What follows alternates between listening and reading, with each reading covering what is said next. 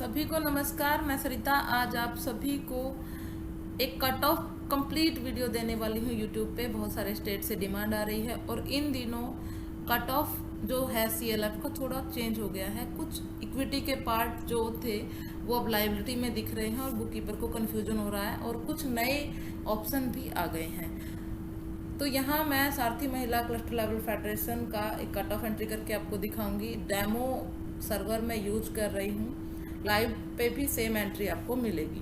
तो 3 डॉट्स पे क्लिक कर लेते हैं। जनरेट मीटिंग पे मैंने क्लिक कर लिया है। पुराना CLF है, यहाँ कट ऑफ ही होगा। आपको पता ही है, अगर नया CLF होगा जैसे 2 या 3 महीने पहले से ही फॉर्मेशन हुआ है, 12 या 12 से ज़्यादा मीटिंग नहीं हुई है तो हम एक एक करके रेगुलर मीटिंग एंट्री कर सकते हैं। और अगर 12 मीटिंग हो चुकी हैं तो हम कट ऑफ करेंगे। और अभी मैं फाइनेंशियल ईयर का डेटा ले रही हूँ। 31 मार्च 2025 तक का डेटा मैं इस CLF का एंट्री करके आपको दिखाऊंगी। यहाँ पे मीटिंग नंबर जितना CLF का हो चुका होगा 31 मार्च तक, वो मीटिंग नंबर आपको लेना है। 60 मैंने दिया। जनरेट मीटिंग पे क्लिक करेंगे।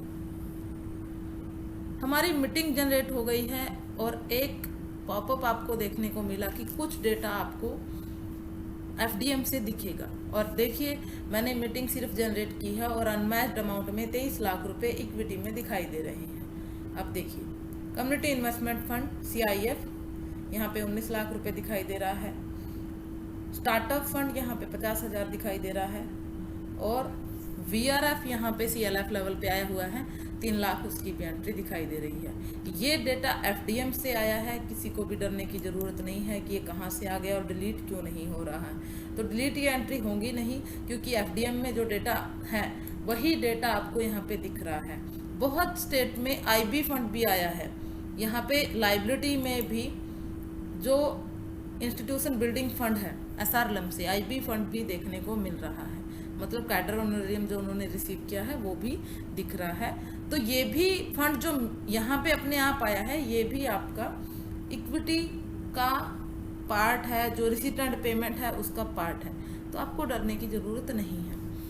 यहाँ जो CIF दिख रहा है वो तो है ही, लेकिन जो डायरेक्ट VO पे गया था या डायरेक्ट SHG पे गया था वो भी आपको यहाँ पे देना होगा। एक डायग्राम मैंने बनाया हुआ है, उस डायग्राम के माध्यम से मैं आपको बताना चाहती हूँ फंड फ्लो में कि कैसे अगर डायरेक्ट SHG पे पैसा आया हुआ है तो आपको क्या करना है। जैसे मैंने SRLM से दिखाया हुआ है कि CIF जो है इन 6 SHG पे आ गया और ये SHG जब CIF रिसीव किया था तो VO नहीं था, तो इन SHG ने CIF का रोटेशन शुरू कर दिया। रोटेशन शुरू होने के बाद मान लीजिए 1 साल बाद VO भी बन गया। जब VO बना तो पहले तो इन 6 SHG का CIF प्लस किया जाएगा। मान लीजिए इन 6 SHG को 3 लाख रुपए CIF मिला था। अब मान लेते हैं कि VO बन गया, तो हम क्या करेंगे, वो CIF VO के फंड में दिखाएंगे, क्योंकि CIF एक्चुअल में CLF का फंड होता है। लेकिन अगर CLF नहीं बना है या VO भी नहीं बना है तो कुछ स्टेट में कुछ जगह पे SHG को भी डायरेक्ट CIF गया है या फिर VO को भी डायरेक्ट CIF गया है। तो पहले हमें क्या करना होगा, इन 6 SHG का CIF प्लस करना होगा, फिर हम उसको VO के फंड में दिखाएंगे। अभी मान लीजिए CLF नहीं बना तो VO के CIF फंड में हमें वो 3 लाख रुपए दिखाने पड़ेंगे और फिर इन सभी SHG के फंड में नहीं दिखाना, इन पे हम 50,000 का एक्टिव लोन सभी पे दिखा देंगे और 3 लाख का अमाउंट सेम होना चाहिए। जो फंड SHG के पास आया था उसका जो रूप है वो चेंज होकर लोन के रूप में हो जाएगा और फंड जो है वो VO के पास चला जाएगा। मान लीजिए ये प्रोसेस तब तक चलेगी जब तक CLF नहीं बनता है। तो फिर CLF बन जाता है, मान लीजिए 6 महीने बाद या 1 साल बाद CLF बन गया। जब CLF बन जाएगा तो जो VO में CIF रोटेट हो रहा था वो फिर CLF में चला जाएगा, क्योंकि एक्चुअल में तो CIF CLF का ही फंड है। तो मान लीजिए वो 3 लाख रुपए VO में फंड बन गया था, फिर CLF बन गया, तो अब वो CLF का फंड होगा। और फिर क्या होगा, ये CLF पहले अपनी इक्विटी में, जो वहाँ इक्विटी का अमाउंट मैंने अभी आपको दिखाया था वीडियो के साथ, इक्विटी में ये 3 लाख भी ऐड करेगा और इक्विटी में ऐड करने के बाद विलेज ऑर्गेनाइजेशन पे 3 लाख का एक्टिव लोन दिखाएगा। और जब हम VO का कट ऑफ करेंगे तो वीओ सीएलएफ से एक्टिव लोन के रूप में दिखाएगा और वही एक्टिव लोन वो अपने एसएचजी पे भी दिखाएगा। तो आसानी से आप फंड को समझ सकेंगे, इस तरह से आप समझेंगे और एंट्री करेंगे तो आसानी से सब कुछ सेटल हो जाएगा। लेकिन जो ये चीज़ें आप करेंगे, यहाँ से फंड आपने एसएचजी से फंड वीओ में लिया तो बैठक कार्रवाई में लिखना है कि डायरेक्ट आ गया था सीआईएफ एसएचजी में, लेकिन इस दिन से सीएलएफ वीओ फॉर्मेशन हुआ तो वीओ में रोटेट हुआ। फिर मान लीजिए वीओ में रोटेट हुआ तो फिर वीओ की बैठक कार्रवाई में भी आप लिखेंगे कि जब सीएलएफ बन जाएगा, जैसे सीएलएफ बना कि सीएलएफ अब बन चुका है, जब तक वो फंड हमारा था जब तक सीएलएफ नहीं था, हम यहीं से रोटेट कर रहे थे, लेकिन असली हकदार सीआईएफ का सीएलएफ है तो अब ये पैसा हम इस डेट में सीएलएफ में ट्रांसफ़र करा रहे हैं। या अगर आप ट्रांसफ़र भी नहीं करते हैं तो आप ये लिखेंगे कि अब हम इस पैसे को फंड से निकाल के एक्टिव लोन में रह रहे हैं क्योंकि ये फंड सीएलएफ का था। तो ऐसे करके फंड सीएलएफ की इक्विटी होगा, सीएलएफ का फंड होगा, सीएलएफ से वीओ में एक्टिव लोन जाएगा और वीओ से एसएचजी में एक्टिव लोन जाएगा। तो इस तरह से आपको एंट्री करनी है। अब हम फिर से चलते हैं कट ऑफ पे। ये मुझे आपको बताना था। अब मान लीजिए ये सीआईएफ तो सीएलएफ ने डायरेक्ट रिसीव किया है जो एफडीएम से आ गया है, लेकिन जो डायरेक्ट एसएचजी या वीओ पे भी गया होगा उसकी भी एंट्री आप आसानी से कर सकते हैं। पहले ही मैं ये वाली एंट्री आपको बता रही हूँ क्योंकि ज़रूरी था। अभी मैंने 3 लाख रुपए माना है कि 3 लाख रुपए उनसे एसएचजी पे गया हुआ था, फिर वो वीओ में आ गया और वीओ से फिर वो सीएलएफ में आ गया, तो फंड वो सीएलएफ के लिए रहेगा, बाकी के लिए लोन रहेगा। सीएलएफ से वीओ में एक्टिव लोन और वीओ से एसएचजी में एक्टिव लोन। तो यहाँ पे हम ग्रीन टिक पे क्लिक करके एंट्री सेव कर देंगे। तो यहाँ पे कुछ फंड तो हमें एफडीएम से दिख रहा है और अगर जो सीआईएफ ज़्यादा है, जो एंट्री आपको नहीं दिख रही है, तो आप यहाँ पे एंट्री कर सकते हैं। अब हम कट ऑफ पे ही चलते हैं। देखिए, अब मैं आपको और थोड़ा सा सिंपल करके कट ऑफ को समझाना चाहती हूँ। अभी मैंने ये एफडीएम के बारे में आपको जानकारी दी। अब देखिए, हम रिसीट एंड पेमेंट बनाते हैं। जब हम कट ऑफ की एंट्री करेंगे तो कट ऑफ सीट जब बनाएंगे तो रिसीट एंड पेमेंट उसके साथ जरूर बनाएंगे ताकि हमारा कोई मिसमैच ना आए, कोई अनमैच्ड अमाउंट हमारा ना हो। तो थोड़ा सिंपल अगर हम समझें तो जब हम रिसीट एंड पेमेंट बनाते हैं तो ये 3 चीज़, इक्विटी, लायबिलिटी और इनकम, ये तीनों चीज़ें हमारी रिसीट की साइड आने वाली चीज़ें हैं जो रिसीट के पेज से हमें यहाँ पे एंट्री करनी है। और जब हम पेमेंट की बात करें तो current asset, fix asset and expenditure, ये तीनों हमारे पेमेंट की साइड से आने वाली चीज़ें हैं। तो हम पहले पैसा आया दिखाएंगे और उसके बाद जो जो हमने खर्चे किए हैं, जो जो हमने लोन दिए हैं, लोन जो दिए हैं यहाँ पे आ जाएंगे, फिक्स एसेट जो क्रिएट किया है यहाँ पे आ जाएगा और एक्सपेंडिचर यहाँ पे आ जाएगा। तो अब हम पहले सिर्फ पैसा आया दिखाएंगे कि हमने क्या क्या रिसीव किया है। तो इक्विटी को हम समझेंगे कि इक्विटी क्या है। इक्विटी कैपिटल कंट्रीब्यूशन, जो जो फंड एसआरएलएम से रिसीव किए हैं और सिर्फ सीएलएफ में ही रह के रोटेट होने वाले हैं या फिर फिक्स एसेट जिससे क्रिएट किया जाएगा, वो वाले फंड्स यहाँ पे रहेंगे। तो हम एंट्री कर रहे हैं। जैसे एजीवाई का अगर फंड आपके पास आया हुआ है तो आप एंट्री करेंगे, आपके सीएलएफ ने रिसीव किया है तो एजीवाई पे क्लिक कर लिया है। इस सीएलएफ के पास 3 लाख रुपए एजीवाई के भी हैं, तो मैंने 3 लाख रुपए एजीवाई सीआईएफ में आजीविका ग्रामीण योजना का जो सीआईएफ है, आजीविका ग्रामीण एक्सप्रेस योजना, उसका जो सीआईएफ आया है वो मैंने दिखाया है। अब आप ध्यान रखिएगा, अभी हम सिर्फ पैसा आया दिखा रहे हैं। इक्विटी हमारे फंड्स होते हैं जो हम रोटेट करते हैं सीएलएफ में ही, या फिर बिजनेस क्रिएट करते हैं या फिर फिक्स एसेट क्रिएट करते हैं, तो इस वो वाले फंड हम यहाँ पे एंट्री करेंगे। कम्युनिटी इंटरप्राइज फंड सीईएफ, बीआरसी के लिए अगर आपको फंड मिला हुआ है, आपका एसवीपी ब्लॉक है या ओएसएफ ब्लॉक है और नोडल सीएलएफ है, तो यहाँ पे फंड आएगा। नहीं है तो आप यहाँ पे कुछ भी एंट्री मत करिएगा।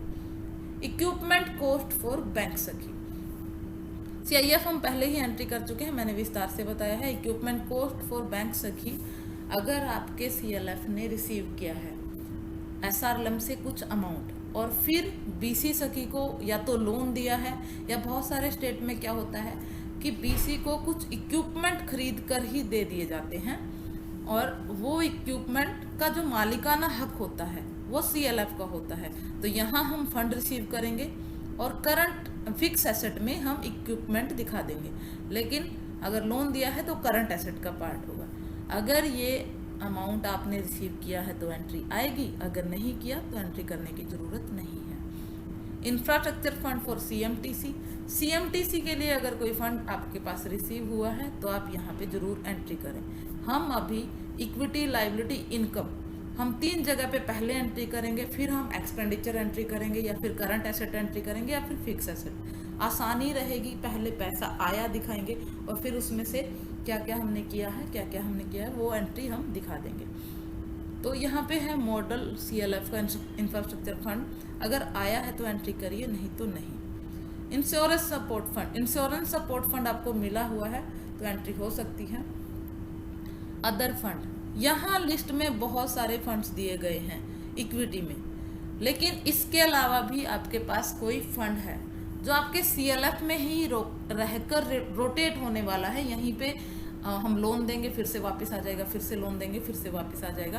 तो ऐसा अगर कोई फंड है तो आप यहाँ पे एंट्री कर सकते हैं। जैसे लाइवलीहुड फंड यहाँ पे नहीं है और बहुत सारे CLF ने लाइवलीहुड फंड रिसीव किया है, तो अदर फंड पे क्लिक करेंगे, यहाँ पे अमाउंट देंगे और यहाँ पे लाइवलीहुड फंड का रिमार्क देके आप ग्रीन टिक पे क्लिक करके एंट्री को सेव कर सकते हैं।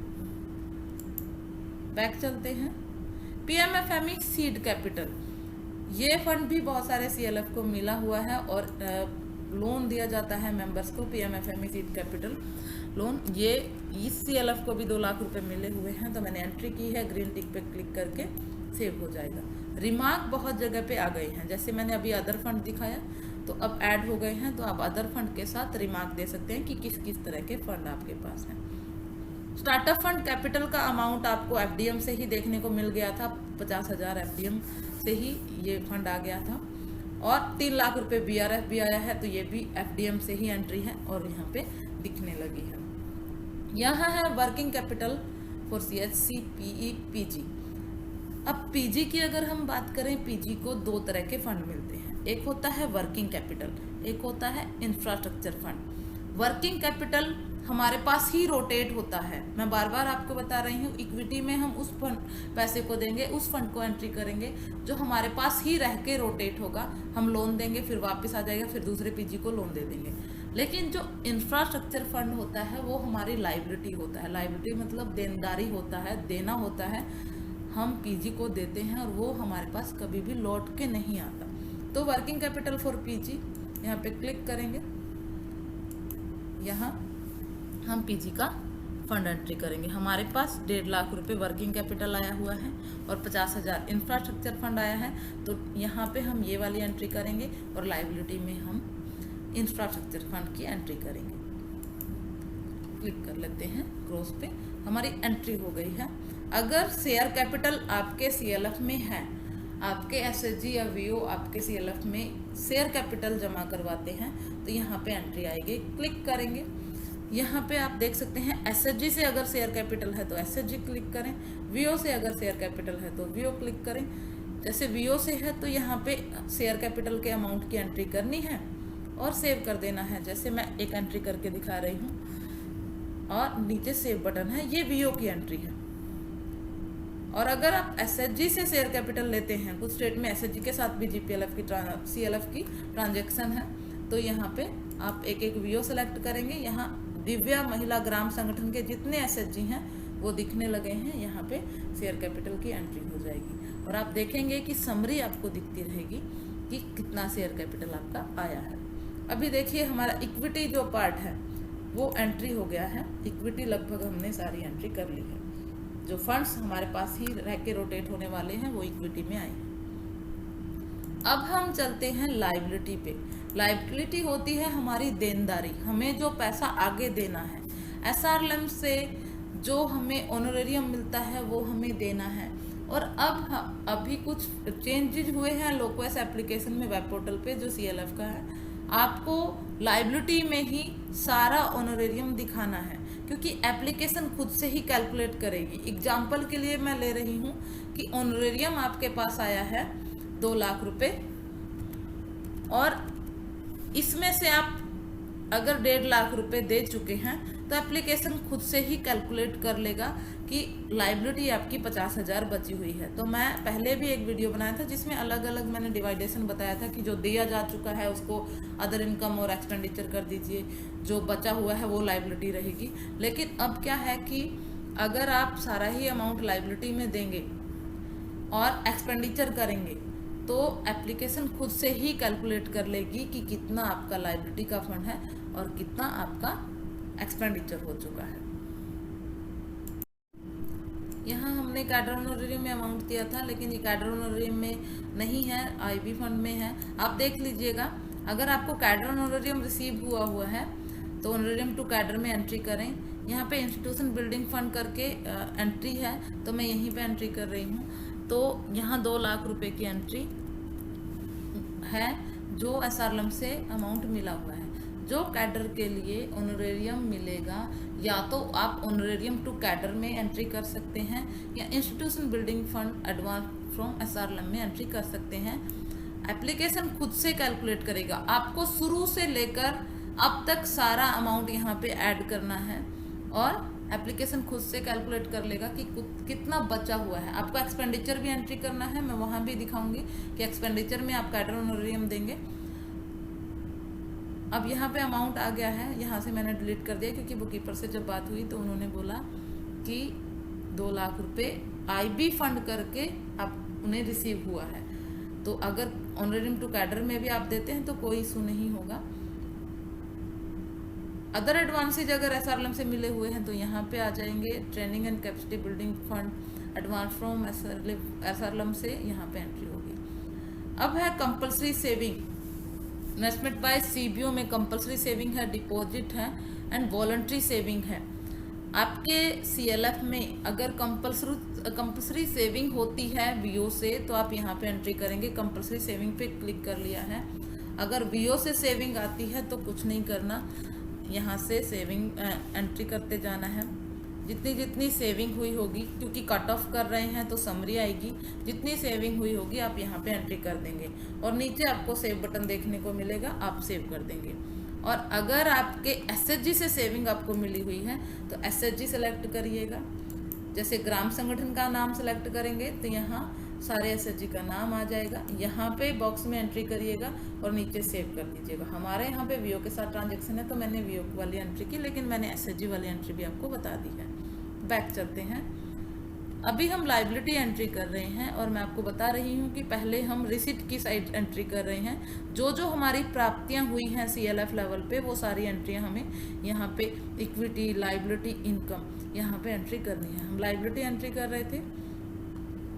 डिपॉजिट अगर किसी तरह का है तो वो भी एंट्री हो सकती है। वॉलंटरी सेविंग अगर है तो वो भी सेम जैसे मैंने कंपलसरी सेविंग एंट्री करके दिखाई वैसे ही होगा। लोन फ्रॉम बैंक, बैंक से अगर सीएलएफ ने लोन ले रखा है तो वो आपका लाइबिलिटी होगा। अगर लिया हुआ है तो एंट्री आप यहाँ पे कर सकते हैं। लोन फ्रॉम अदर इंस्टीट्यूशन, अगर किसी अदर इंस्टीट्यूशन से लोन लिया हुआ है तो आप यहाँ पे एंट्री करिए। इस सीएलएफ ने लोन लिया हुआ है, यहाँ पे मैंने बस एक टेस्ट एंट्री आपको करके दिखानी है। या कहीं किसी दूसरे सीएलएफ से लोन लिया हुआ है तो आप प्लस बटन पे क्लिक करिए और लोन की एंट्री दिखा सकते हैं। मैं इसी नाम को एडिट कर रही हूँ, एडिट मैंने कर दिया है और दूसरे सीएलएफ का मैं नाम दे रही हूँ। मान लीजिए प्रतिमा सीएलएफ से लोन लिया है तो मैंने नाम दिया, अपडेट मैंने कर दिया है तो यहाँ इंस्टीट्यूशन का नाम आ जाएगा। तो आप एंट्री कैसे करेंगे, मान लीजिए प्रतिमा सीएलएफ हमने सेलेक्ट किया। लोन अकाउंट नंबर, हमें प्रतिमा सीएलएफ का अकाउंट नंबर देना है लेकिन मैंडेटरी नहीं है, स्टार मार्क नहीं है। अगर आपके पास अकाउंट नंबर नहीं है तो छोड़ सकते हैं। किस डेट में लोन रिसीव किया, आप ध्यान रखिए हम लाइबिलिटी एंट्री कर रहे हैं तो 28 फरवरी से एक लोन चल रहा है जिसका अमाउंट है 2 लाख रुपए। इंटरेस्ट रेट अगर है तो आप यहाँ पे देंगे, मान लीजिए 2% इंटरेस्ट पे ये पैसा लिया है दूसरे सीएलएफ से। ओरिजिनल लोन पीरियड्स 20 मंथ के लिए लिया है। Mode of payment bank, bank name, transaction number या ट्रांजैक्शन आईडी हम देंगे। प्रिंसिपल रीपेड, कितना प्रिंसिपल वापस आ चुका है 10,000। ओवरड्यू में आपको कुछ भी एंट्री नहीं करना है। अगर प्रिंसिपल ओवरड्यू भी है तो फिर भी एंट्री मत करिए, क्योंकि आउटस्टैंडिंग से ओवरड्यू का कोई संबंध नहीं होता। और एप्लीकेशन में कुछ डबल अमाउंट होके इन दिनों दिख रहा है, उसको भी हम फिक्स करवा रहे हैं। लेकिन अभी आप प्रिंसिपल ओवरड्यू में आप कुछ भी एंट्री नहीं करेंगे तो कोई इशू नहीं होगा। इंटरेस्ट अगर ओवरड्यू है तो ज़रूर एंट्री करें, क्योंकि इंटरेस्ट अगली इंस्टॉलमेंट के साथ प्लस होगा। तो टोटल ओवरड्यू में मैंने 100 रुपीज़ की एंट्री आपको दिखाई है, ताकि मैं आपको दिखा सकूं कि कैसे दिखेगा। रिमेनिंग पीरियड्स 19 मंथ बचे हुए हैं इस लोन को पूरा करने के लिए। इंस्टॉलमेंट ऑटो कैलकुलेट हो गई है। यहाँ पे जो इंस्टॉलमेंट टाइप है वो फिक्स्ड प्रिंसिपल बेस्ड है। ये इसलिए क्योंकि हमारे सभी फेडरेशन का जो नियम है, एक फिक्स्ड प्रिंसिपल बेस्ड हम EMI बनाते हैं। जैसे 1 लाख रुपए का लोन लिया है तो हम अगर 10 महीनों के लिए वो लोन देते हैं तो 10-10 हज़ार की किस्त ही हमारी हर मंथ आती है। तो next EMI date cut off के बाद आपकी अगली मीटिंग जो होने वाली है, आप कब EMI लेंगे, किस्त कब तक लेंगे, तो यहाँ पे आप अगले मंथ की डेट देंगे जब भी आपकी मीटिंग होगी। तो हमारी मीटिंग होने वाली है 15 तारीख को, तो मैंने 15 अप्रैल दिया। जनरेट शेड्यूलर पे क्लिक करेंगे। अब जनरेट शेड्यूलर पे क्लिक करने के बाद शेड्यूलर दिख रहा है और यहाँ पे सेव बटन भी दिख रहा है, तो हम एंट्री को सेव करेंगे। यहाँ पे लोन आ गया है। अगर आप इसका शेड्यूलर डाउनलोड करना चाहते हैं तो आई बटन पे जाइए, शेड्यूलर पे क्लिक करिए। यहाँ पे आप डाउनलोड शेड्यूलर को कर सकते हैं। यहाँ पे क्लिक करते ही आपका शेड्यूलर डाउनलोड हो जाएगा। बैक चलते हैं, क्योंकि लायबिलिटी एंट्री कर रहे हैं और अदर इंस्टीट्यूशन से कोई लोन लिया है, जरूरी नहीं है दूसरा CLF, कहीं दूसरे डिपार्टमेंट से भी कोई लोन हो सकता है। तो आप यहीं पे नाम प्लस बटन पे क्लिक करिए और इंस्टीट्यूशन लोन आप एंट्री आसानी से कर सकते हैं। और क्योंकि लोन लिया हुआ है तो हमारी लायबिलिटी होगी। अगर हमने लोन दिया हो तो हमारे लिए एसेट होता है, करंट एसेट में हम एंट्री करेंगे। अगर आपने कहीं से लोन ले रखा होता है तो वो लायबिलिटी होती है।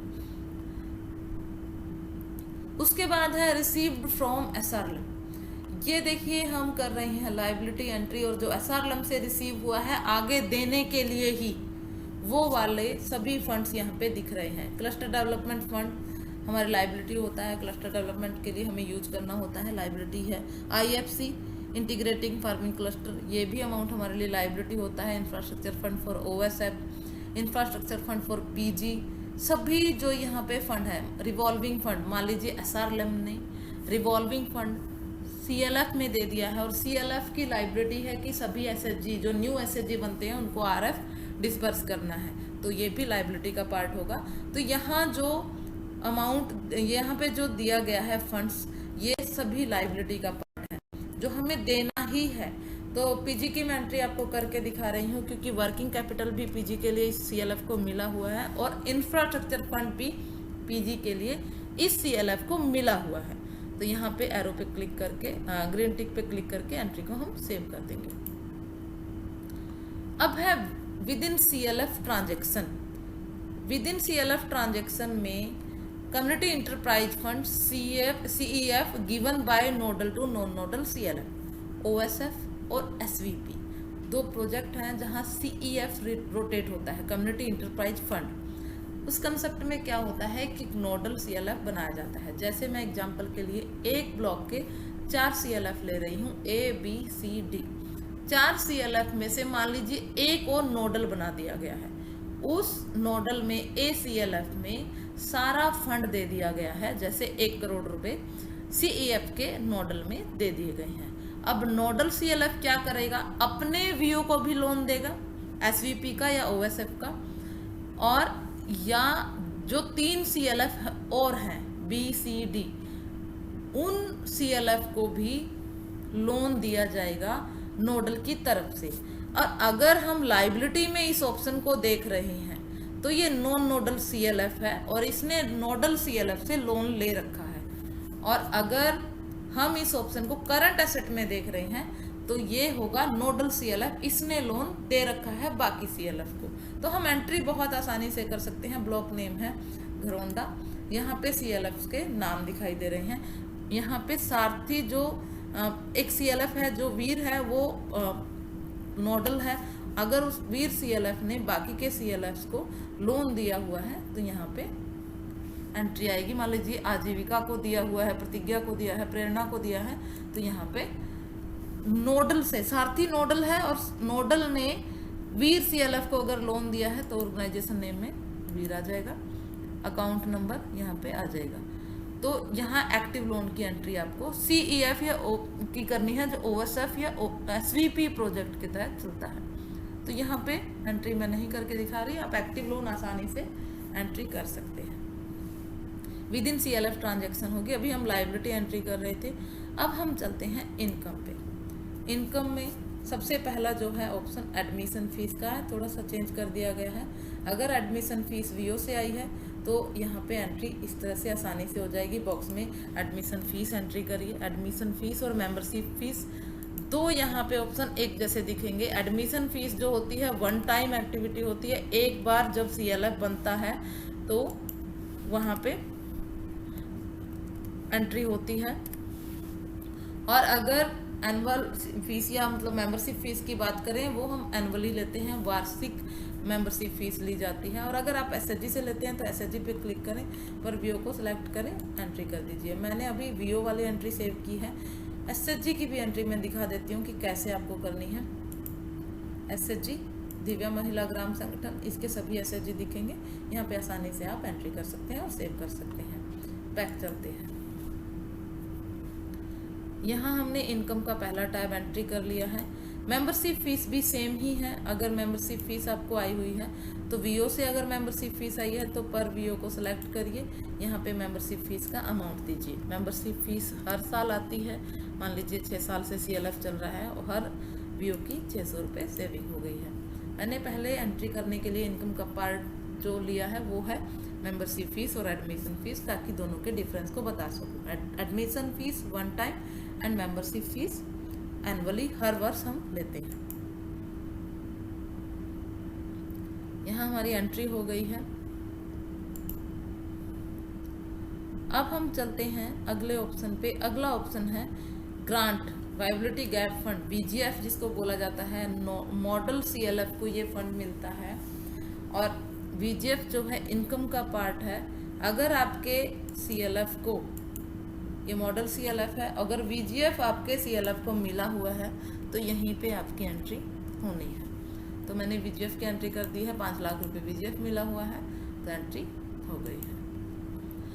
बहुत बार क्या है कि FDM से भी BGF दिख रहा है। अगर FDM से ही आपको BGF दिखता है तो आपको एंट्री करने की ज़रूरत नहीं है। ग्रांट डोनेशन, अगर कहीं से कोई ग्रांट मिला हुआ है या कोई डोनेशन मिला हुआ है तो आप यहाँ पे एंट्री कर सकते हैं। जैसे कोई CLF को देखने आया, कुछ विजिट हुई, उनको आपका CLF बहुत अच्छा लगा और वहाँ से कुछ ग्रांट मिला है तो आप एंट्री कर सकते हैं। एंट्री आपको बहुत आसानी से करने को दिखेगी। यहाँ पे अमाउंट देना है, यहाँ ग्रीन टिक है, सेव कर देना है। अगला ऑप्शन है interest received FD and SB, oblique करके दिया गया है। SB का मतलब है सेविंग बैंक अकाउंट। इस CLF के सेविंग बैंक अकाउंट से जितना बैंक ब्याज रिसीव किया है उतना आपको यहाँ पे देना है। अगर आपके कई बैंक अकाउंट है तो अलग अलग एंट्री आप कर सकते हैं। मान लीजिए 2 बैंक अकाउंट है, यहाँ एक एंट्री हो गई है और भी अमाउंट ऐड करिए, आसानी से एंट्री हो जाएगी। तो अलग अलग बैंक अकाउंट का अलग अलग इंटरेस्ट आप यहाँ पे दे सकते हैं, ताकि एंट्री को वेरीफाई करने में कोई दिक्कत ना हो कि इस बैंक से ये वाला इंटरेस्ट है, इस बैंक से ये वाला इंटरेस्ट है। अब हम चलते हैं अदर इंटरेस्ट पे। अगर इंटरेस्ट रिसीव हुआ है और जैसे कुछ VO दूसरे CLF में चले गए हैं, क्योंकि कुछ स्टेट में तो ऐसा बोला जाता है कि एक CLF से कोई VO कभी अलग नहीं होता, लेकिन बहुत सारे स्टेट में मैंने देखा है कि कुछ VO दूसरे CLF का हिस्सा बन गए हैं और पहले वो इस CLF में थे, लेकिन उन्होंने कुछ इंटरेस्ट अमाउंट दिया हुआ था। तो मान लीजिए वो 40,000 रुपये इंटरेस्ट था, वो इंटरेस्ट दिया हुआ है अदर VO के CLF के VO ने दिया हुआ है। तो आप रिमार्क में अदर VO इंटरेस्ट आप दे सकते हैं।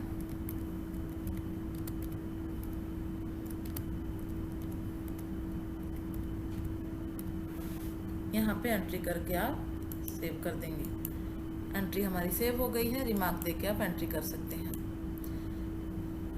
अब इंटरेस्ट रिसीव्ड CBO वाइज आप इंटरेस्ट यहाँ पे दे सकते हैं। इंटरेस्ट रिसीव सीबीओ में अगर वीओ से इंटरेस्ट आया तो यहीं पे एंट्री होगी, अगर एसएचजी से आया है तो यहीं पे इंटरेस्ट एंट्री होगी। उड़ीसा टीम को जब हम ट्रेनिंग दे रहे थे बहुत सारा इंटरेस्ट उनके पास आया था, क्योंकि उनकी बहुत बड़ी फेडरेशन थी, पुरानी फेडरेशन थी। एसएचजी से इंटरेस्ट आया हुआ तो बहुत सारी एंट्री करनी यहाँ पे पड़ेगी। लेकिन स्टेट टीम का फैसला था कि अगर आप इंटरेस्ट रिसीव्ड अदर में भी सारे इंटरेस्ट को एक साथ एंट्री करते हैं तो कोई इशू नहीं होगा, और एक्चुअल में भी कोई इशू नहीं होगा, क्योंकि इनकम का पार्ट है इंटरेस्ट, आप यहाँ पे एंट्री कर सकते हैं। और अगर आप सीबीओ वाइज ही एंट्री करना चाहते हैं तो आसानी से वो भी कर सकते हैं। अगर वीओ से इंटरेस्ट रिसीव हुआ है तो एक एक वीओ को सिलेक्ट करिए, अमाउंट एंटर करिए और ग्रीन टिक पे क्लिक करके सेव कर दीजिए। अगर आपके एसएचजी से इंटरेस्ट रिसीव हुआ है तो एसएचजी पे क्लिक करिए, यहाँ पे वीओ का नाम सेलेक्ट करेंगे, फिर एसएचजी का नाम सेलेक्ट करेंगे और फिर यहाँ पे अमाउंट देंगे। मान लीजिए अमाउंट इतना है तो सेव करेंगे तो हमारी एंट्री सेव हो जाएगी। नीचे समरी भी दिखती रहेगी। अगर आपको इस तरह से इंटरेस्ट रिसीव करना है तो इस तरह से करिए, और नहीं तो आप अदर इंटरेस्ट में भी एंट्री कर सकते हैं। क्योंकि सीबीओ वाइज एंट्री करने में आपको 50 से 100 एंट्रियाँ, 100 से 150 एंट्रियाँ लगभग करनी पड़ेंगी, क्योंकि बहुत सारे एसएचजी से इंटरेस्ट आया हुआ है, तो इसलिए यहाँ पे भी आप ऐड कर सकते हैं। मेंबरशिप फीस के बारे में मैं बता चुकी हूँ। अदर इनकम, कोई अदर डिपार्टमेंट्स या कहीं से भी अदर इनकम हुई है और एक्सपेंडिचर भी हो गई है तो आप यहाँ पे रिमार्क देके वो एंट्री करेंगे। मतलब कुछ पैसा आया और वो चला गया, कुछ स्पेसिफिक पर्पज के लिए आया था, जैसे मान लीजिए कुछ कोई मेले में जाना था, किसी डिपार्टमेंट ने कुछ 20,000 का अमाउंट दिया और वो खर्च हो गया बस करने में या फिर रिफ्रेशमेंट दीदियों के लिए लाने में, तो कुछ रिसीव किया, मान लीजिए 20,000 रिसीव किया किसी डिपार्टमेंट से, मान लीजिए किया, जैसे मिशन शक्ति मैं लिख रही हूँ,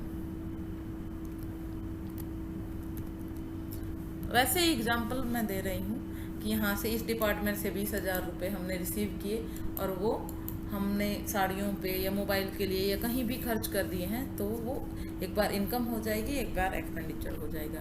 पेनल्टीज फ्रॉम सीबीओ, अगर सीबीओ से जुर्माना आया है तो फिर भी आप यहाँ पे एंट्री कर सकते हैं, लेकिन जुर्माने का अमाउंट है, आप एक एक एसएचजी पे एंट्री करने की बजाय आप अगर अदर इनकम में भी एंट्री कर देते हैं तो कोई इशू नहीं होगा। तो जैसे हमारा 1,000 रुपये इंटरेस्ट वो पेनल्टी आया है, तो ऑल वीओ या एसएचजी जो भी आप रिमार्क देना चाहें, जहाँ से भी आपको पेनल्टी मिली होगी, क्योंकि अलग अलग स्टेट के अलग अलग एंट्री हैं, क्योंकि कुछ स्टेट में वीओ के साथ ट्रांजैक्शन होती है और कुछ स्टेट में एसएचजी के साथ,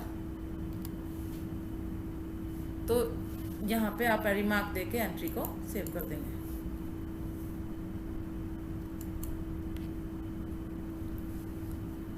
अब है रेंट रिसीव्ड। अगर आपको रेंट रिसीव हुआ है, जैसे सीएचसी है या सीएफसी उड़ीसा में बोला जा रहा था कि सीएफसी और सीएचसी सेम ही फंड है, तो उससे इक्विपमेंट खरीदे जाते हैं, जैसे कृषि यंत्र खरीदे जाते हैं और रेंट पे दिए जाते हैं, और वो रेंट सीएलएफ रिसीव कर रहा है, तो इक्विपमेंट से जो रेंट रिसीव करेंगे वो हमारा इनकम का पार्ट होगा। अभी हम जो एंट्री कर रहे हैं वो इनकम ही कर रहे हैं, तो हम रेंट की एंट्री यहाँ पे ग्रीन टिक पे क्लिक करके सेव कर देंगे।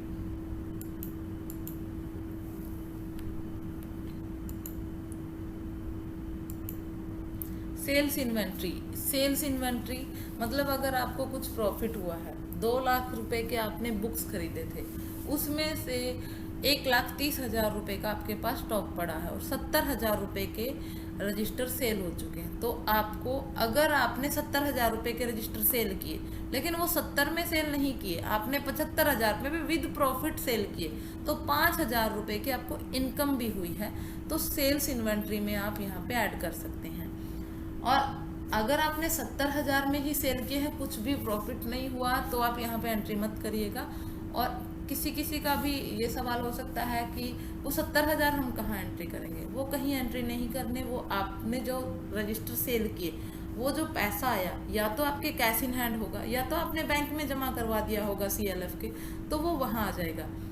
यहाँ एंट्री सिर्फ वो होगी जो आपका प्रॉफिट होगा, जैसे 70,000 के रजिस्टर बेचे लेकिन वो 70 के साथ साथ प्रॉफिट भी आया, 5,000 का सेल हुआ जो उससे प्रॉफिट हुआ है, तो वो सेल से प्रॉफिट जो हुआ है तो वो एंट्री आएगी। कोई सर्विसेज अगर हम प्रोवाइड करवा रहे हैं तो यहाँ पे एंट्री होगी। स्टार्टअप फंड रेकरिंग अगर यहाँ पे है तो रेकरिंग में एंट्री होगी। सब्सिडी अगर आई है कहीं इंटरेस्ट से, तो हमारे कहीं स्टेट में मैंने देखा है कि बीआरसी जो है वो कुछ इंटरेस्ट प्रॉफिट देता है सब्सिडी के रूप में, तो आपको यहाँ पे एंट्री करना होगा। अगर नहीं देता है तो आप एंट्री मत करिएगा। टीडीएस रिफंड रिसीव्ड, अगर कुछ टीडीएस रिसीव हुआ है, रिफंड हुआ है तो यहाँ पे एंट्री आ जाएगी। अभी आप देखिए, हमने सिर्फ रिसिप्ट एंट्री की है, मतलब जो रिसिप्ट की साइड हमारी एंट्रियां थी वो एंट्री हो गई है। अब हम पेमेंट्स की एंट्री करेंगे। पेमेंट्स मतलब पेमेंट फिर रूप ले लेगा या तो करंट एसेट का, या तो फिक्स एसेट का, या तो फिर एक्सपेंडिचर का। ये जो तीनों चीज़ें हैं ये हमारी प्राप्ति की साइड से आने वाली चीज़ें हैं, और ये जो हैं करंट एसेट, फिक्स एसेट और एक्सपेंडिचर, ये सभी पेमेंट की साइड से आने वाली चीज़ें हैं। और जब हम सभी चीज़ को भुगतान बोलते हैं। अगर हम एक लोन भी देते हैं तो उसको भी हम पेमेंट बोलते हैं, और कोई खर्च हमने किया ट्रैवल पे तो हमने पेमेंट किसी को दिया। तो जब हम भुगतान की बात करते हैं सभी तरह के भुगतान होते हैं, लेकिन बाद में उसका नेचर अलग अलग होता है। जैसे अगर हमने किसी को लोन दिया और वो पैसा हमारे पास लौट के आएगा तो वो हमारा करंट एसेट होगा, हमारी संपत्ति होगी। और अगर कुछ पैसा हमने दिया किसी को, वो भी हम पैसा दे रहे हैं तो, लेकिन वो हमने ट्रैवल पे खर्च करने के लिए या रिफ्रेशमेंट पर लाने के लिए, मीटिंग खर्च करने के लिए दिया, तो वो कभी वापस नहीं आएगा। तो इसलिए जो हम पेमेंट्स करते हैं वो सभी भुगतान ही होते हैं, लेकिन कुछ करंट एसेट बन जाते हैं, कुछ फिक्स एसेट बन जाते हैं और कुछ एक्सपेंडिचर में चले जाते हैं। तो अब हम पेमेंट एंट्री करने जा रहे हैं, और अभी यहाँ पे अमाउंट माइनस में इसलिए दिखाई दे रहा है क्योंकि हमने प्राप्ति तो दिखाई कि हमारे पास 43 लाख रुपए का कुछ अमाउंट आया हुआ है, लेकिन हमने अभी एक भी भुगतान नहीं दिखाया है, कुछ भी एक्सपेंडिचर हमने नहीं दिखाया है। तो इसलिए हमारा जो अमाउंट है ये यहाँ पे दिख रहा है। जैसे जैसे हम एक एंट्री करते रहेंगे हमारा बैलेंस यहाँ पे कम होता चला जाएगा। करंट एसेट मैंने क्लिक कर लिया है। अब हम करंट एसेट की एंट्री करेंगे। इंफ्रास्ट्रक्चर फंड फॉर सीएमटीसी, अगर एडवांस कुछ दिया है या इंफ्रास्ट्रक्चर फंड फॉर सीएमटीसी में कुछ अमाउंट गया हुआ है तो यहाँ पे एंट्री होगा। अगर हमने एडवांस कहीं से लिया होता है तो हमारी लायबिलिटी होती है, दिया अगर किसी को है एडवांस वो हमारा एसेट होता है। तो अगला ऑप्शन है रिकवरेबल फ्रॉम अदर। हमारे किसी एसएचजी मेंबर्स को या फिर किसी एसएचजी को कोई ट्रेनिंग करवानी थी, कोई लाइवलीहुड एक्टिविटी होनी थी एसएचजी में, ट्रेनिंग वो सीएलएफ ने करवानी थी, और पैसा कहाँ से रिसीव होना था? एसआरएलएम से। तो एसआरएलएम से रिसीव होने के बाद ही हमें एसएचजी की ट्रेनिंग करवानी थी या वीओ में कोई ट्रेनिंग करवानी थी, लेकिन अभी एसआरएलएम से वो पैसा रिसीव नहीं हुआ है। सीएलएफ ने अपने पैसे से वो ट्रेनिंग कंप्लीट करवा ली है और उसका खर्च है 20,000 रुपये या 50,000 रुपये, लेकिन वो पैसा एसआरएलएम से आने वाला है, उसकी रिकवरी होने वाली है, तो वो पैसा हम यहाँ पे एंट्री करेंगे रिकवरेबल फ्रॉम एसआरएलएम में। मान लीजिए 50,000 था, एंड हम यहाँ पे रिमार्क में वीओ ट्रेनिंग एक्सपेंस करके हम रिमार्क दे देंगे। जो भी आप रिमार्क, जो आपका एक्चुअल होगा, मैं आपको डमी एंट्री करके दिखा रही हूँ और रिमार्क ऑप्शन का फायदा बता रही हूँ कि आप पहचान कर सकते हैं कि कौन सा पैसा रिकवरेबल है। तो जो भी होगा आप रिमार्क में एंट्री करिएगा। तो वीओ ट्रेनिंग थी तो मैंने यहाँ पे वीओ ट्रेनिंग का दिया। अब रिकवरेबल अदर भी एक ऑप्शन है। ये तो हमारे एसआरएलएम की बात हुई कि एसआरएलएम ने कुछ ट्रेनिंग्स करवाई हैं और एक्सपेंडिचर जो हुआ है वो एसआरएलएम से ही रिसीव होना है, वो रिकवरेबल फ्रॉम एसआरएलएम है। लेकिन यहाँ रिकवरेबल फ्रॉम अदर भी है। हमने कहीं पे कुछ मतलब लाइवलीहुड एक्टिविटी होनी है या कुछ भी हो सकता है, कोई डिपार्टमेंट, अदर कुछ डिपार्टमेंट है जो हमारे पास हमारे सीएलएफ के साथ मिलके कुछ ट्रेनिंग्स प्रोग्राम करने वाले हैं या कोई अवेयरनेस प्रोग्राम है, कुछ भी करने वाले हैं, और वो कहते हैं कि अभी जो भी खर्च होना है आप अपने पास से कर लीजिए। सीएलएफ को बोला जाता है कि सीएलएफ अपने पास से खर्च कर ले, बाकी जो एंट्री हो मतलब जो पैसा खर्च होगा हम देंगे आपको। तो सीएलएफ क्या करता है, उनके कहने से कुछ खर्च कर लेता है 20,000 50,000, और वो पैसा कहाँ से आना है? वो अदर डिपार्टमेंट से रिकवरेबल है। तो यहाँ पे अदर एक ऑप्शन है, अगर अदर डिपार्टमेंट से या कहीं से कुछ रिकवरेबल है तो यहाँ पे एंट्री आएगी और यहाँ पे रिमार्क दे के आप सेव कर देंगे तो आप एंट्री को सेव कर पाएंगे। बैक चलते हैं। रिकवरेबल फ्रॉम एसआरएम के बारे में और अदर के बारे में मैंने बता दिया है, लेकिन यहाँ पे सीएलएफ के बुक कीपर मना कर रहे हैं कि कोई रिकवरेबल अमाउंट नहीं है तो आप एंट्री मत करिए। अगर होगा तो आप एंट्री करेंगे, अगर नहीं है तो आप छोड़ देंगे। ये ऑप्शन भी सेम है। अगर आपने किसी एसएचजी मेंबर्स को या वीओ मेंबर को, देखिए नीचे भी और वीओ ऑप्शन और एसएचजी ऑप्शन सेम है, किसी को एडवांस ऑनरेरियम दे दिया है, जैसे कोई ट्रेनिंग एसएचजी को करवानी थी तो एडवांस कुछ पैसा चला गया है तो यहाँ एसएचजी के नाम से एंट्री हो सकती है, यहाँ पे वीओ के नाम से। कोई वीओ से सीआरपी जो है वो गई हुई थी एसएचजी बनाने, उन्होंने अपना ऑनरेरियम एडवांस में मांग लिया है। एसआरएम से आना था और फिर ऑनरेरियम देना था, लेकिन सीएलएफ ने अपने पैसे से अगर एडवांस ऑनरेरियम दे दिया है तो आप यहाँ वीओ के नाम के साथ भी एंट्री करके रख सकते हैं रिकवरेबल वाला जो पैसा है एसआरएम से आने वाला। और अगर नहीं आप एंट्री कर रहे तो कोई सुनिए, आप यहाँ रिकवरेबल फ्रॉम एसआरएम में एंट्री कर दीजिएगा। बैंक अकाउंट में कितना बैलेंस है, बैंक अकाउंट में आपको यहाँ पे बैलेंस ऐड करना है। कट ऑफ डेट तक कितना बैलेंस है, कट ऑफ डेट तक 23 लाख कुछ बैलेंस सीएलएफ अकाउंट में है, तो वही डेट देके हम एंट्री को सेव करेंगे। अब आप देखिएगा ये 23 लाख वाली एंट्री करंट एसेट में एंट्री होते ही यहाँ बैक अगर आप आके देखेंगे तो हमारा जो अनमैच्ड अमाउंट है वो कम हो गया है जैसे ही हमने एंट्री की है। तो पहले ज़्यादा अमाउंट था, अब कम हो गया है। जैसे जैसे हम एंट्री करते जाएंगे ये अमाउंट घटता चला जाएगा और लास्ट में हमारा बैलेंस मैच हो जाएगा। इन ऑप्शंस के मीनिंग मैंने आपको बता दिए हैं, रिकवरेबल फ्रॉम एसआरएम, अदर, और अगर एडवांस में ऑनरेरियम दे दिया है एसएचजी के मेंबर्स को वो आ जाएगा। अगर वीओ के नाम आप ऐड करना चाहते हैं तो यहाँ पे ऐड करिएगा। अगर एसएचजी के साथ ट्रांजैक्शन है तो यहाँ पे ऐड करिएगा। बैंक का बैलेंस मैंने ऐड कर दिया है। कैश इन हैंड अगर कुछ अमाउंट है तो कैश इन हैंड आप अमाउंट दे सकते हैं। मान लीजिए कैश इन हैंड हम एंट्री कर रहे हैं, कैश इन हैंड में 1084 रुपये बुक कीपर बता रहा है तो वही एंट्री हम करेंगे। डेट हम देंगे 31 मार्च तक का बैलेंस हम ऐड कर रहे हैं तो यहाँ पे बैलेंस आ गया है हमारा। जैसे ही बैलेंस ऐड होगा हमारा अनमैच्ड अमाउंट भी कम होता चला जाएगा। अब देखिए 20,60,000 रुपये रह गए हैं। अब हम चलते हैं अगले ऑप्शन पे। अगला ऑप्शन है फिक्स्ड डिपॉजिट, स्थिर निधि और बैंक। अगर आपने कोई फिक्स्ड डिपॉजिट किया हुआ है, कोई एफडी अगर है या कुछ भी फिक्स्ड डिपॉजिट है तो आप यहाँ पे एंट्री करेंगे। बैंक क्लिक कर लिया है मैंने। यहाँ पे आईएफएससी कोड देना होगा। बैंक का नेम आप सर्च बटन पे क्लिक करके तुरंत आपको देखने को मिलेगा। ब्रांच नेम भी आ जाएगा। जिस डेट में एफडी हुई होगी यहाँ पे एंट्री करना है और जितना एफडी का अमाउंट है वो एंट्री करके ग्रीन टिक पे क्लिक करके सेव करना है। आसानी से आप एफडी की एंट्री कर लेंगे। से करंट एसेट पे जा रहे हैं। करंट एसेट पे क्लिक करके हम अगले ऑप्शन पे जाएंगे। अगला ऑप्शन है इन्वेंट्री क्लोजिंग स्टॉक। मैंने एग्जाम्पल दिया था कि 2 लाख रुपए के रजिस्टर खरीदे हैं सीएलएफ ने, उसमें से 1,30,000 रुपये का स्टॉक पड़ा हुआ है। 70,000 रुपये सेल होके अकाउंट में ही पैसा ऐड हो चुका है।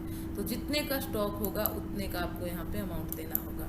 मैं यहाँ पे एंट्री कर रही हूँ 1,30,000 रुपये की।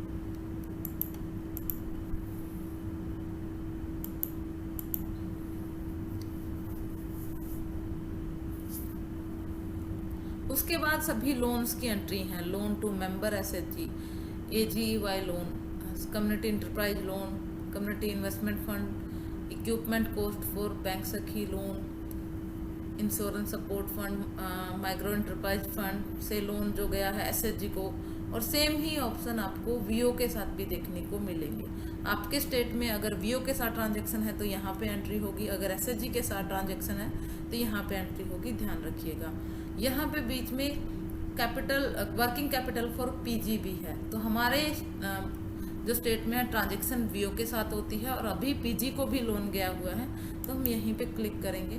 तो पीजी का एक एक्टिव लोन हम एंट्री करने जा रहे हैं। प्लस बटन हमें दिखेगा, पीजी का नाम हम ऐड कर सकते हैं। तो यहाँ पे परी पीजी लिखा हुआ है और ये नाम सही है, तो परी नाम का जो पीजी है हमारा, हम एंट्री पीजी के नाम पे कर रहे हैं।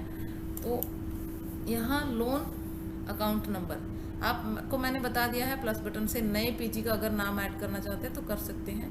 अकाउंट नंबर मैंडेटरी नहीं है, आपको पीजी का अकाउंट नंबर देना था, अगर नहीं है तो आप छोड़ के आगे बढ़ सकते हैं क्योंकि मैंडेटरी फील्ड नहीं है। और जो पीजी को लोन दिया गया है वो 5 मार्च को ही दिया गया है, और अगर मार्च तक का कट ऑफ एंट्री हो रहा है, मार्च में भी लोन गए हैं तो वो भी हमारा करंट एसेट का पार्ट होगा।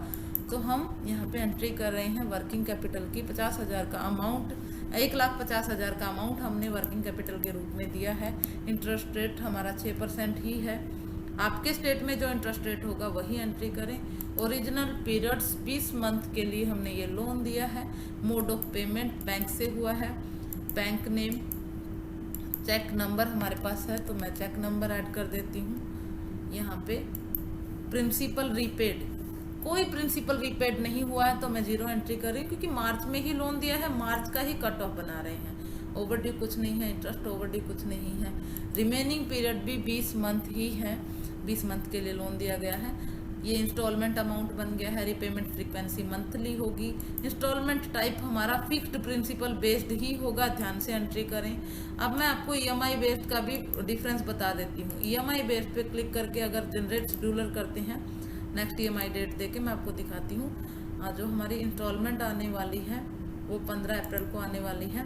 अब जनरेट शेड्यूलर कर रही हूँ और यहाँ देखना इंस्टॉलमेंट टाइप जो है ईएमआई बेस्ड है। अब देखिए ईएमआई बेस्ड में क्या होता है, हमारा जो इंस्टॉलमेंट का है प्रिंसिपल इंटरेस्ट दोनों को मिला के जो टोटल अमाउंट होता है, हर किस्त में जो टोटल अमाउंट मैच कर रहा होता है, आप देख रहे हैं ना यहाँ पे टोटल अमाउंट मैच कर रहा है। जबकि प्रिंसिपल हर बार अलग है, इंटरेस्ट हर बार अलग है। जबकि हमारा जो प्रोसेस है वो ये वाला नहीं है। हमारा जो प्रोसेस है फिक्स्ड प्रिंसिपल बेस्ड वाला है। मैंने फिर से जनरेट शेड्यूलर कर लिया है। हम जब लोन देते हैं तो हम इस तरह से बनाते हैं। हमारा फिक्स्ड प्रिंसिपल है, इंटरेस्ट रिड्यूसिंग रेट पे है, जैसे जैसे प्रिंसिपल देते रहेंगे इंटरेस्ट घटता चला जाएगा, और इंस्टॉलमेंट टोटल ऐसे बनती है। तो हम इस कंसेप्ट पे काम करते हैं, तो इसलिए हम फिक्स्ड प्रिंसिपल बेस्ड ही एंट्री करेंगे। नीचे हमें सेव बटन मिलेगा, हम सेव करेंगे तो हमारा एक्टिव लोन सेव हो जाएगा।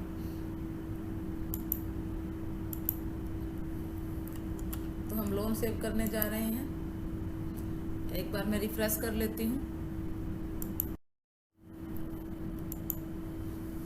हम पीजी का लोन एंटर कर चुके हैं। जनरेट शेड्यूलर पे क्लिक करेंगे, हमारा शेड्यूलर जनरेट हो गया है। सेव हम कर देंगे तो हमारा लोन भी सेव हो जाएंगे।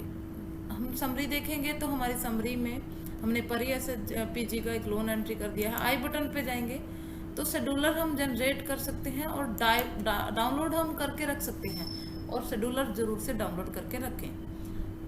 अगले ऑप्शन पे चलते हैं, बैक चलते हैं।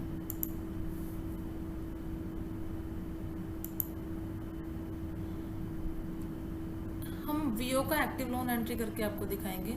और अभी मैं सोच रही हूँ कि रिकवरेबल, एसआरएलएम और अदर में भी एक एक एंट्री आपको करके दिखा दूँ, ताकि रेगुलर मीटिंग में अगर ये वाला अमाउंट आपको कहीं से रिसीव होता है, या तो अदर से कोई अदर डिपार्टमेंट है, या कोई एसएचजी है जो इनएक्टिव हो गया है, लेकिन उसके जो एसएचजी के मेंबर हैं वहाँ उम्मीद है कि कुछ पैसा आ जाएगा, कि जैसे राम एसएचजी मान लेते हैं कि इनएक्टिव था। रिकवरेबल फ्रॉम अदर ऐसा भी हो सकता है कि इनएक्टिव एसएचजी कुछ मेंबर पे पैसा गया हुआ है, वो दे भी सकते हैं, वो बोल रहे हैं कि हम दे देंगे।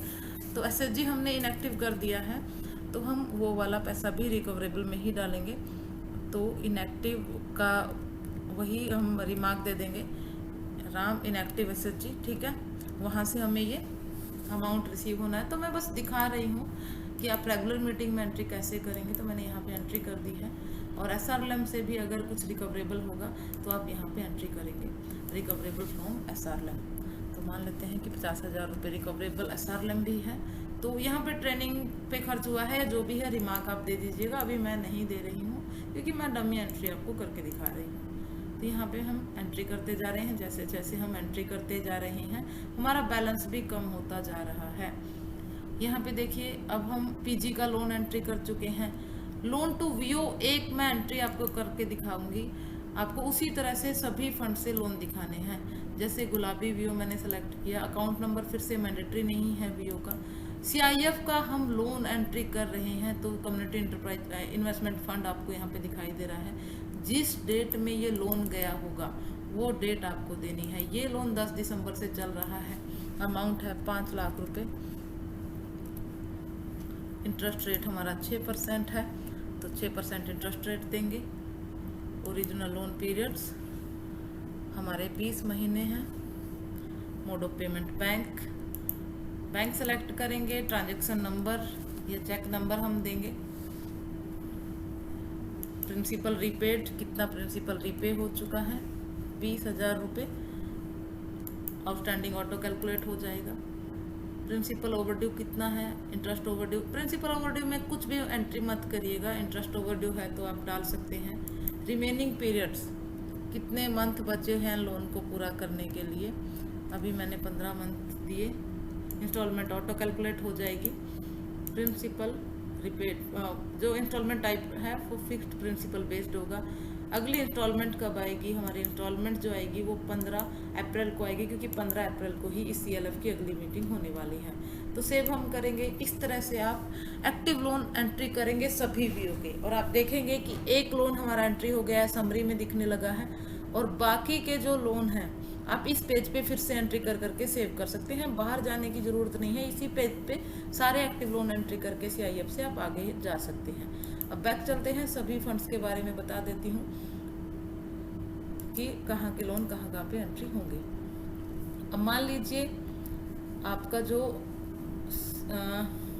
सीईएफ के लोन है यहाँ पे क्लिक करके एंट्री होंगे। एजीवाई के लोन है यहाँ पे क्लिक करके एंट्री होंगे। इक्विपमेंट कोर्स से भी अगर लोन दिया गया है तो यहाँ एंट्री हो जाएगा। पीएमएफएमई सीड कैपिटल के जो लोन है वो यहाँ पे, सभी सीआईएफ में एंट्री मत करिएगा। अलग अलग फंड से सीएलएफ ने लोन दिए हैं तो उस अलग अलग फंड्स पे ही क्लिक करके आपको लोन एंट्री करनी है।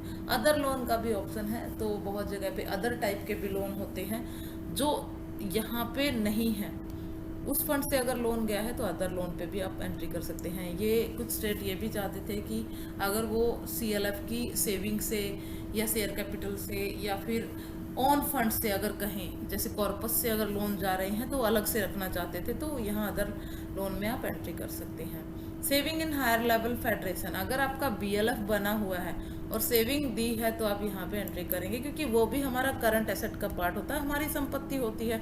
जब चाहे ये सेविंग को हम ले सकते हैं जीपीएलएफ से, सीएलएफ से, बीएलएफ से अगर हमने सेविंग की है तो हमारा संपत्ति का पार्ट होता है, करंट एसेट का पार्ट होता है। शेयर कैपिटल, स्त्री निधि, महिला निधि, अगर शेयर कैपिटल कहीं पे दिया गया है यहाँ पे एंट्री हो जाएगा। Share capital higher level federation, बहुत सारे बीएलएफ में आप सेविंग ना देकर शेयर कैपिटल देते हैं, तो आप यहाँ पे शेयर कैपिटल में एंट्री करें।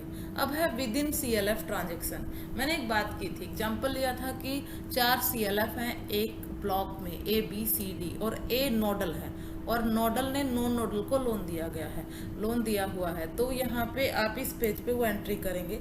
अगर नोडल सीएलएफ है तो यहाँ पे आ जाएगा और यहाँ पे सीएलएफ का नाम आके नोडल से नॉन नोडल को लोन एंट्री कर सकते हैं, क्योंकि वो भी करंट एसेट का पार्ट होगा।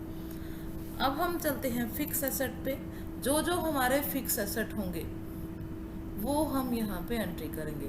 हमारा कंप्यूटर है, जितने का बिल होगा उतना अमाउंट हम एंट्री करेंगे। 60,000 का हमारा कंप्यूटर है, वो हमने एंट्री किया।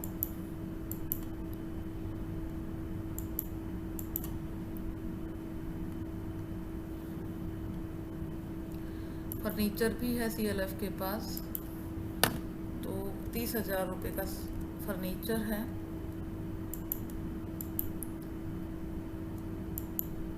और एक व्हीकल भी सीएलएफ ने खरीदा हुआ है जो कैंटीन्स पे काम करने के लिए यूज होता है, तो 4,50,000 रुपये की एक गाड़ी भी सीएलएफ की अपने पैसे से खरीदी हुई है, और सीएलएफ ने ही उस पर एक ड्राइवर छोड़ रखा है जिसको ऑनरेरियम दिया जाता है, तो वो वाली गाड़ी आपको यहाँ दिखानी है। अगर एजीवाई से गाड़ी खरीदी गई है और वो एसएचजी मेंबर्स को दी गई है लोन पे, तो वो वाली लोन पे जाएगी। यहाँ पे व्हीकल में एंट्री नहीं करेंगे।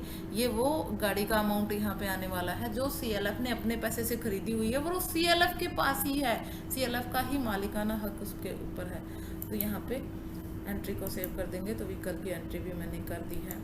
आप अगर देखेंगे तो जैसे हमने करंट एसेट में एंट्री कर दी है तो हमारा धीरे धीरे से अनमैच्ड अमाउंट घटता चला जा रहा है, क्योंकि पहले हमने सिर्फ इक्विटी, लायबिलिटी और इनकम में एंट्री की थी और बाकी फिर हम एंट्री कर रहे हैं करंट एसेट में, फिक्स एसेट में। अब हमारा एक ही टैब बचा हुआ है एक्सपेंडिचर। जो जो खर्चे हुए हैं वो हम यहाँ पे एंट्री करेंगे। हमारा जो मीटिंग का खर्च है वो कितना है, मान लेते हैं 50,000 रुपये मीटिंग पे भी खर्च हुए हैं। तो मीटिंग खर्च, मीटिंग और AGM दोनों खर्च हैं ये, आम सभा पे जो खर्च होते हैं वो। एडमिन यूटिलाइज एक्सपेंस, हमारे जो स्टेशनरी के छोटे छोटे खर्चे हैं वो वाले खर्चे हम यहाँ पे दे देंगे। हमारा 6700 रुपये मीटिंग उस पे एडमिन यूटिलाइज एक्सपेंस भी है। अगला ऑप्शन है ऑडिट चार्जेज का।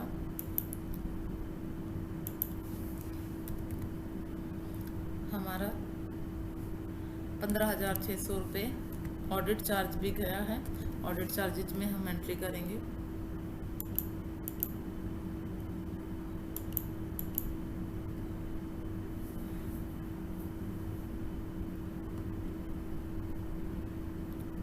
पैटर्प्स भी है यहाँ पे। बैंक चार्जेज भी कटे हुए हैं। बैंक चार्जेज मान लीजिए 3,400 रुपये बैंक चार्जेज कटे हैं। यहाँ पॉइंट में भी वैल्यू ऐड हो सकती है, अगर आपके चार्जेज पॉइंट में है तो पॉइंट में ऐड करिएगा। क्रॉस कर दिया है पेज को। बुककीपर का अगर पेमेंट दिया गया है, एक तो बुककीपर अगर CLF के पैसे से पेमेंट किया जा रहा है तो बुककीपर पेमेंट में ऐड करें। लेकिन उड़ीसा स्टेट में जब मैं ट्रेनिंग दे रही थी तो मुझे यहाँ पता चला कि MB के CLF बुककीपर को बोला जाता है मास्टर बुककीपर, और उसका ऑनरेरियम SRLM से रिसीव होने के बाद ही दिया जाता है। CLF अपने फंड से नहीं देता, तो इसलिए आप वो कैडर ऑनरेरियम में एंट्री करेंगे। यहाँ पे CLF को 50,000 रुपये बुककीपर पेमेंट दिया गया है। ये CLF के अपने पैसे से बुककीपर को पेमेंट दिया गया है।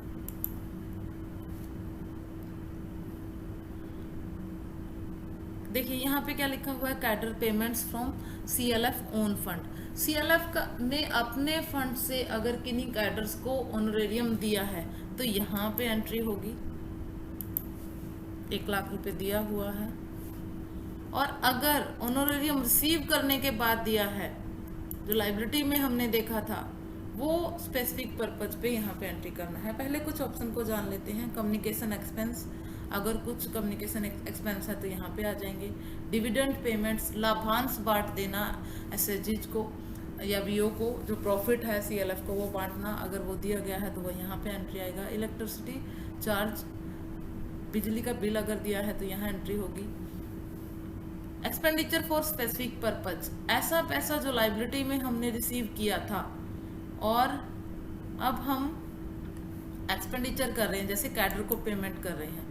हमने 2 लाख रुपए की एंट्री की थी कैडर ऑनरेरियम में, IB फंड में, तो यहाँ पे हम एंट्री कर रहे हैं ऑनरेरियम टू कैडर में।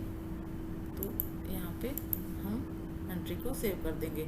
तो ये माइनस हो जाएगा वहीं से लाइबिलिटी से, ये अपने आप एप्लीकेशन कैलकुलेट कर लेगा। आप एंट्री इसी तरह से करें। लाइबिलिटी में आप सारा कैडर ऑनरेरियम जितना आपने रिसीव किया है वो एंट्री करें, उसके बाद स्पेसिफिक पर्पज पे आप एंट्री करें। ये एप्लीकेशन के नए कुछ ऑप्शन ऐड हुए हैं, आप इसी तरह से एंट्री करिएगा। इंफ्रास्ट्रक्चर फंड फॉर PG, ये स्पेसिफिक पर्पज से लाइबिलिटी हमने रिसीव की SRLM से, और यहाँ पे हम एक्सपेंडिचर कर रहे हैं। तो पहले भी मैंने ये फंड एंट्री किया था, वो रिसीव किया था, अब हम इसको PG को दे रहे हैं 50,000 के फंड को, तो यहाँ पे हम एंट्री कर देंगे।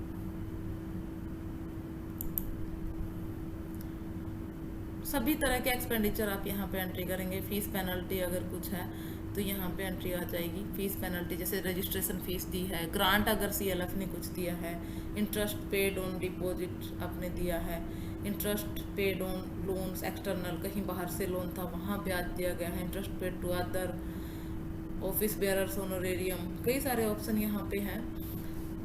और देखिए other sundry expense, other sundry expense में भी कुछ अमाउंट है जो अदर सैंड्री एक्सपेंस में भी है 50,000 रुपये, और जो यहाँ पे कुछ मोबाइल्स एक्सपेंस है या कुछ भी जो भी एक्सपेंस होंगे अदर सैंड्री एक्सपेंस में, वो आप यहाँ पे रिमार्क दे सकते हैं। आप देखिए जो भी आपके एक्सपेंडिचर हुए होंगे आप रिमार्क दे के सेव करिएगा। मैं डमी एंट्री कर रही हूँ तो बस आपको बता रही हूँ।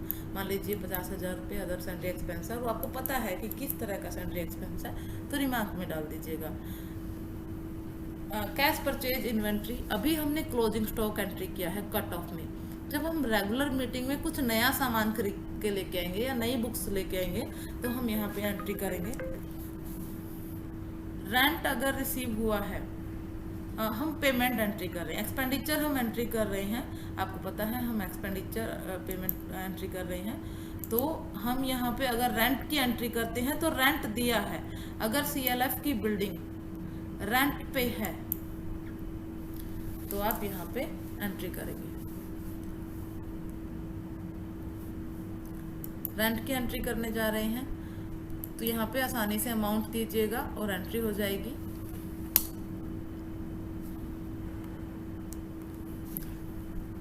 हम क्लिक कर लेते हैं एंट्री पे।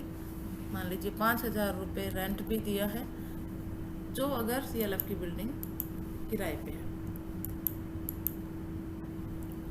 और ट्रैवल एक्सपेंस हैं या टैक्सीज अगर पे किए गए हैं, कुछ टैक्स पे किए गए हैं, तो ट्रैवल एक्सपेंस में हम एंट्री करने जा रहे हैं। ये हमारी लास्ट एंट्री है। अब देखते हैं हमारा कट ऑफ जो है वो मैच होता है या नहीं। हमने रिसिटेंट पेमेंट अगर बनाया हुआ है तो कोई भी मिसमैच नहीं होगा, कुछ अनमैच्ड अमाउंट में नहीं होगा। तो लास्ट एंट्री हमने कंप्लीट कर दी है और हमारा कट ऑफ हो गया है डन। अभी देखिए हमारा बिल्कुल अच्छे से कट ऑफ कंप्लीट हो चुका है, अनमैच्ड अमाउंट 0 है। अब आसानी से हम इस मीटिंग को क्लोज कर सकते हैं। लैंडिंग्स क्लोज लोन और बोरिंग्स क्लोज लोन यहाँ पे एंट्री होंगे। अगर आपके CLF ने लोन लिया हुआ था और क्लोज हो चुका है तो यहाँ एंट्री करना है। अगर लोन दिए हुए थे तो वो यहाँ पे एंट्री करने हैं। लोन गिवन टू VO का नाम सेलेक्ट करेंगे। अगर SHG को दिया हुआ है तो आप यहाँ पे SHG सेलेक्ट करिएगा, अगर VO को दिया हुआ था। और जो क्लोज हो चुका है वो यहाँ पे एंट्री करिएगा।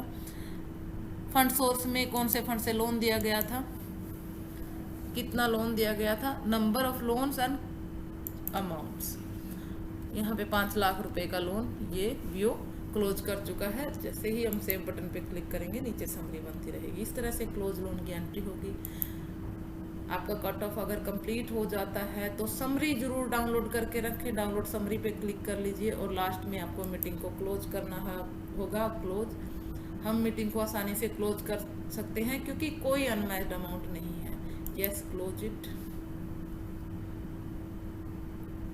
एंड ये वाला बटन हमें क्लिक करना होगा सेंड फॉर अप्रूवल। अब हमारी मीटिंग चली गई है BPM ID में और अब हम रेगुलर मीटिंग करेंगे, लेकिन मीटिंग को अप्रूव करने के बाद। धन्यवाद।